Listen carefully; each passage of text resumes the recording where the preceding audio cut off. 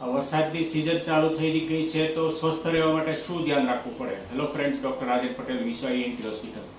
તમે બધાએ માર્ક કર્યું છે કે વરસાદની સિઝનમાં થોડી બીમારી વધવાનું પ્રમાણ વધારે હોય છે. એનું કારણ એ છે કે એક તો તમે વરસાદથી ભીના થાવ એટલે ઓવરઓલ તમારી ઇમ્યુનિટી ડાઉન થાય, પ્લસ તમારે વરસાદમાં વાળ ભીના થાય અને પાણી કાનમાં જતું રહે, નાકમાં જતું રહે, અને જે લોકોને ઓલરેડી કાનમાં કાણું છે અને રસીનો પ્રોબ્લેમ છે એ જે કાણામાંથી રસી પડદાની પાછળ જતી રહે એટલે ઇન્ફેક્શન થાય, રસી થવાનું ચાલુ થઈ જાય. બીજું એક કારણ છે કે ભેજવાળા વાતાવરણમાં કાનમાં ફંગસ ઇન્ફેક્શન થવાના ચાન્સ હોય. એટલે ઓલરેડી તમારે કાનમાં કાણું છે અને રસી થોડી આવે છે તો ફંગસ થઈ જાય. ફંગસ થાય એટલે તમારે સામાન્ય જે તમે રસીના ટીપા પાડતા કામ ન કરે અને તમારે એન્ટી ફંગલ ડ્રોપ્સ યુઝ કરવા પડે.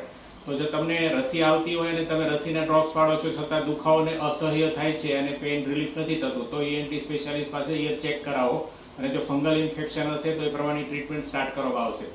બીજું કે તમારે પલળો એટલે તરત તમારે જે માથાના વાળ છે આખું શરીર એને તરત કોરું કરી નાખવું જોઈએ.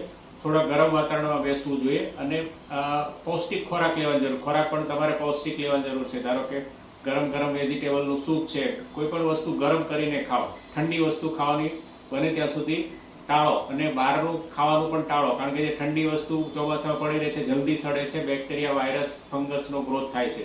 એટલે તમે બહારનું ખાવાનું બને ત્યાં સુધી ટાળો અને જો ખાવું હોય તો પછી ગરમ વસ્તુ ખાઓ. અને આ જો વિડીયો તમે ગમ્યો હોય તો મારી ચેનલને સબસ્ક્રાઈબ કરો.